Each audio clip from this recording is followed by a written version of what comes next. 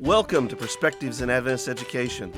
I'm your host, Stephen Brawley, Director of Secondary Education and Accreditation at the North American Division.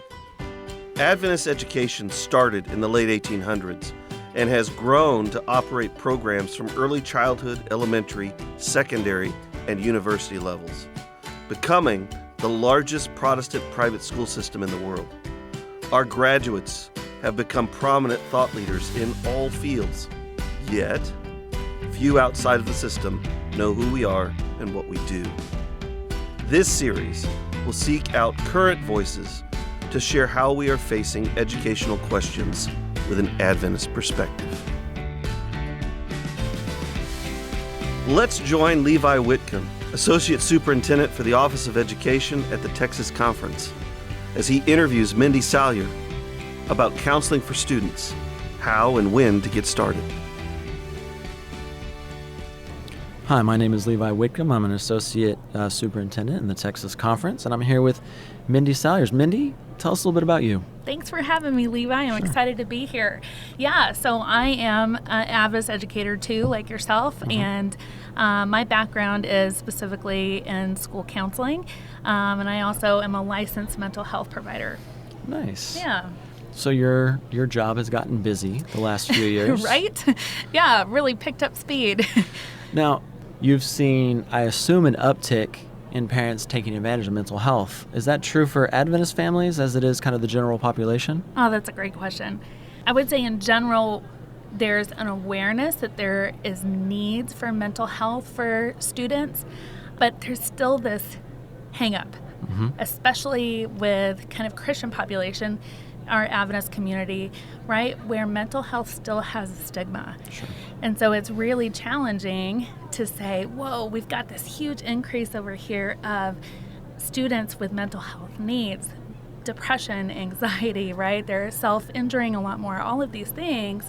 And then a hesitation, right? Almost that let's pray through it attitude. Mm-hmm.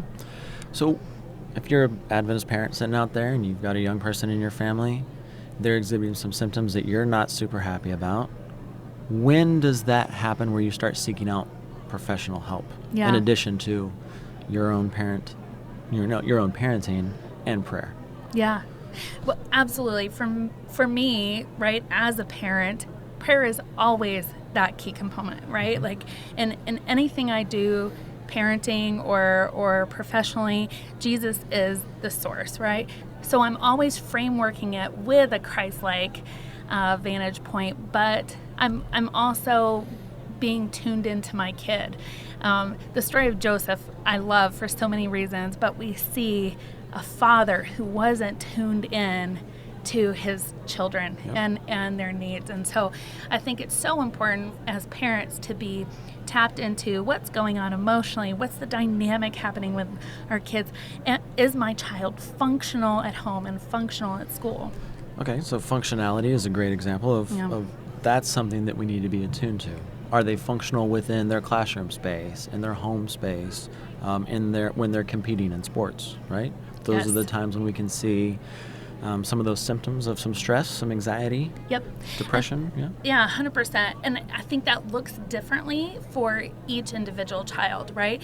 So I'll give you an example. My own 9-year-old is in the 4th grade, and she has had a rough couple of years since COVID. And so we took her to her pediatrician last year, and we said, I think that she's showing some anxiety symptoms. Now, yes, am I a licensed mental health professional? But, when I'm with my own child, I'm still going to go to a professional outside of me, right? And so that expert said, yes, absolutely. She's showing some school anxiety, some separation anxiety.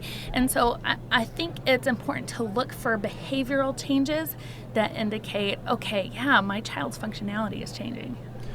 So as a parent, I'm a parent also, and there's some kind of natural barriers that we see, just as parents, of maybe not wanting to own up to that there's something happening here that I need additional professional assistance on. What are some traditional Adventist barriers of entry that you see?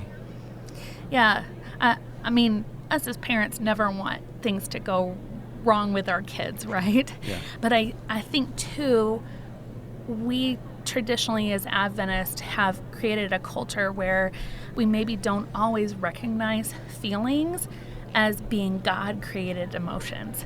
I love telling kids there are no bad feelings or good feelings. There's just feelings, right? Anger isn't bad or good. It's what you do with the anger that's bad or good. And so I think Adventists haven't had that mindset shift yet to say, oh man, my child isn't being bad. Mm-hmm. My child doesn't know how to properly express their emotions. Correct. Okay, that makes sense. Yeah, that sounds like an easy way to kind of bring down the temperature a little bit in that room, where all of a sudden you're not making a recommendation that they have immediate change right now, but this is a pathway to a better way of functionality within their space. Right. I think that process, too, is one that Adventists hesitate to embrace. It's not a quick overnight kind of thing where, solution over solved and done, right? But any kind of mental health support and growth is going to take time. Sure. So obviously a large part of an Adventist student's life is their teacher. Yeah. So where does the teacher play? Does the teacher play a role? Is the teacher aware of what's happening? Is the teacher the one making the recommendation? Where are they in this process? Yeah. I've been doing a lot of reading lately about the impact of a teacher on the classroom. I recently heard an 85-year-old say, I can tell you the name of every single one of my teachers, grades kindergarten all the way through 12. And when you think of that, like, how many people do you think you'll be able to know the names of when you're 85 years old, right? Teachers have this amazing, powerful impact in the classroom. And I think specifically our Adventist educators have this real gift set because they have this small class size. They've got this multi-grade setting where they really are in tune with what's happening with the kid. And so very quickly they can see a change in functionality, like we were talking. What I get to do every day is support Adventist educators in their classroom in building those social emotional literacy components within their students. And it's so fun to watch that growth. So we're reaching outside of the Adventist circle, and we're finding a source of aid in our parenting that is potentially very expensive and maybe might be hard to find these services. Yep. How do we do this? What's the first step? Yeah. So on average, and I just read this statistic last week, on average, to get your student into mental health counseling, it can take from 3 to 5 months to actually secure a provider. And so overcoming, really that is a barrier, right? Finances are a barrier. A lot of people don't have that within their medical insurance. And so the mission that I'm currently on is how do we provide mental health support in our Adventist schools? And that's really what the mission is of school consultation, is pushing into those classrooms virtually, doing individual sessions with students to support them, building social emotional literacy within the classroom, whole group, whole school, individual kids, so that we're not fighting those barriers that traditionally happen with regular mental health practice. You mentioned school consultation. Tell me a little bit more about that. Tease that out a little bit. Yeah. So this is my deal with God. I was, Adventist employed, right? Like there's some security in that. I was school counselor for Illinois Conference, and during COVID, during remote learning, during hybrid learning, we were just seeing this huge uptick in need for kids. And so that was really the training ground of how do we do mental health in Adventist schools in a virtual kind of way. And so since then, since 2021, we've established school consultation, which is a team of school mental health professionals, social workers, school counselors who are able to pushed into classrooms all across the nation. We're partnered with 19 conferences, maybe 20 now with Texas, right? Right. And VersaCare organization has done just such a really beautiful job in coming alongside those conferences who want that and providing grant monies to really support that. So it's a great mission. 200 schools last year, over 14,000 students. And it's a need that continues to grow. Sure. Yeah, and the bigger you get, is this a scalable model so that if a parent's listening today that does not have this resource available within their conference, that they can go through and start to request and initiate this? Yes. So, as we're growing and learning, and I said, God, I'm never going to pursue a conference. I'm never going to pursue a school. I want this to be something that is sought out and needed without me being a salesperson. But all the time I have families reach out to me and say, hey, I really want support for my student, and how do I go about doing that? And the bottom line is I'm not in this for the money. I'm in it for supporting children and teens in the name of Adventist education. That's amazing. And there's still room to grow. What if there's counselors out there that are listening, or parents that know counselors? Absolutely. Do they find you? Yeah, absolutely. So we have partnered with Andrews University School of Social Work and La Sierra University School of Social Work, and are bringing more and more professionals on board and training them how to provide Adventist mental health in our schools. So yeah, our team keeps growing, and these are people who are passionate about Jesus and about mental health at the same time, which is exciting. Absolutely. Yeah. So if I'm a parent, which Yep. I am, and I have a young person who's maybe struggling with something, give me your kind of sales pitch to say, hey, this is the right place for your young person. Yeah. There's a lot of social emotional learning websites and tools out there.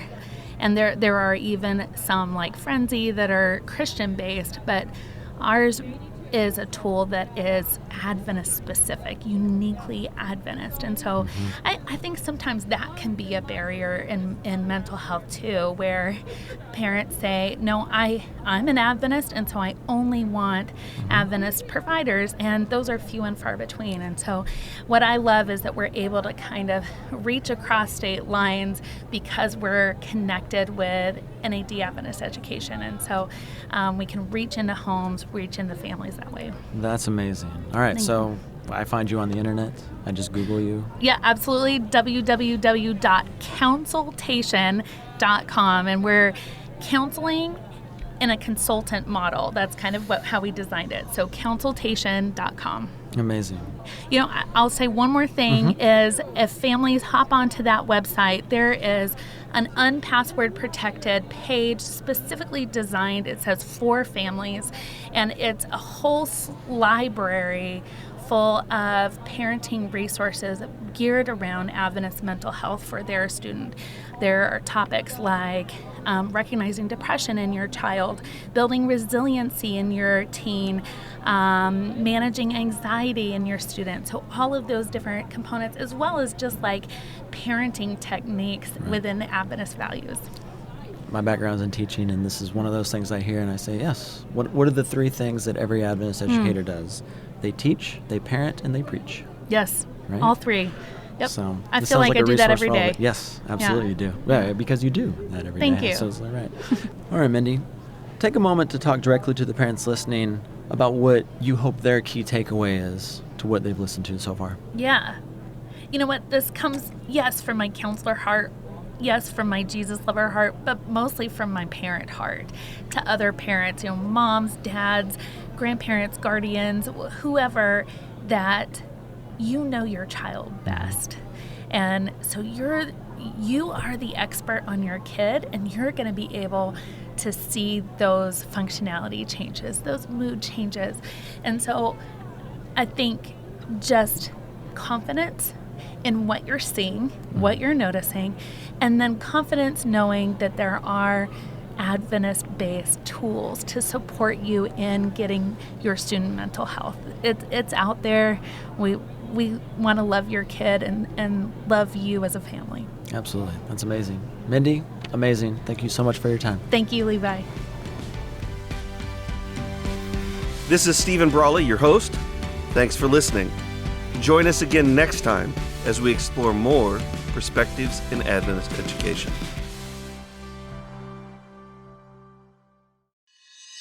An Adventist Learning Community Podcast.